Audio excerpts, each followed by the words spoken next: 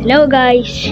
So ngayon, nakabili nga pala tayo dito ng Oscar at dalawang pako. Yan.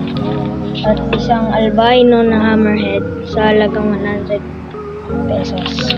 Kasi itong mga muli, 10 isa na ito eh. So ito, parang crayfish. Yan.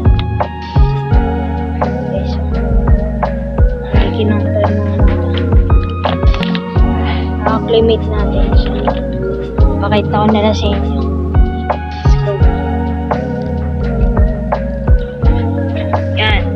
So, yan nga. Nilagay na natin ang mga monster fish dyan. Dito ko nilagay isa kasi parang bubulihin siya ng angel fish na yan. Kasi dati, itong isang hammerhead natin na yan, binubuli siya ng angel fish na yan, naging territorial. Kaya nilipat ko siya dito sa tank na to. Yun.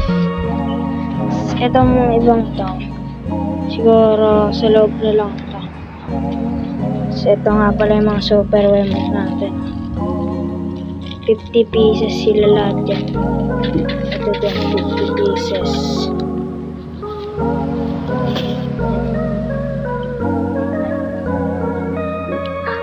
Update ko guys. Bye.